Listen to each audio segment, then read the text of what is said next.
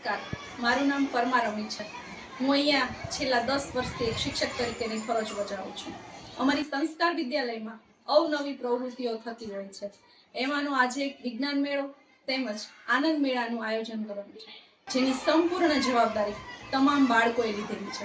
ધોરણ 6 થી 8ના બાળકો દ્વારા અહીંયા આનંદ મેળાનું આયોજન કરવામાં આવ્યું છે, જેમાં એ લોકોએ જાતે અલગ અલગ વાનગીઓ બનાવી પોતાની જાતે અને કાઉન્ટર પણ જાતે ચલાવી પૈસાનો હિસાબ પણ જાતે ચલાવીને કરે છે। એ ઉપરાંત વિજ્ઞાન મેળાની અંદર દરેક બાળકોએ અવનવી પ્રવૃત્તિ બનાવી છે, જેવી કે સાયન્સને લગતી, ગણિતને લગતી અલગ અલગ વિસ્તારો જેવા કે વન વિસ્તાર, રણ વિસ્તાર, પર્વતીય વિસ્તાર, અલગ અલગના બધાના મોડ્યુલ બનાવેલા છે। તેમજ વિજ્ઞાનને લગતી ઘણી બધી ગેમો બનાવી છે અને એમાંય એ લોકોએ એવું રાખ્યું છે કે જો તમે એ ગેમ પાસ કરી દો તો તમને એમાં ઇનામ પણ આપવામાં આવે છે। આ બધી જ મહેનત બાળકોએ કરેલી છે। હા, શિક્ષકો દ્વારા એમને માહિતી આપવામાં આવી છે, પણ સંપૂર્ણ સંચાલન બાળકો દ્વારા જ થયું છે। આવા અવનવા ઘણા બધા એ પ્રયોગો કરે છે। અમારી શાળાની અંદર ચોપડાનું શિક્ષણ એટલે કે પુસ્તક શિક્ષણ આપવા કરતાં પ્રવૃત્તિનું શિક્ષણ વધારે આપવામાં આવે છે।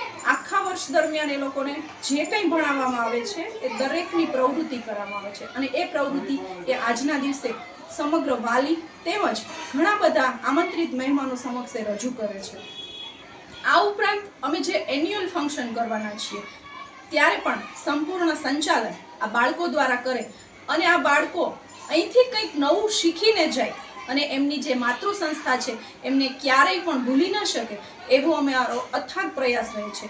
આ માટે દરેક શિક્ષકો પણ એમની પાછળ સખત મહેનત કરે છે અને સામે અમને બાળકો પણ એટલો જ રિસ્પોન્સ આપે છે કે અમે એને જે કંઈ શીખવાડીએ છીએ એ હસતા હસતા શીખી જાય છે। આ માટે અમારો સમગ્ર સ્ટાફ તેમજ અમારા પ્રિન્સિપાલ, અમારા ટ્રસ્ટીઓ બધાનો અમને સરસ આમાં સહયોગ મળે છે।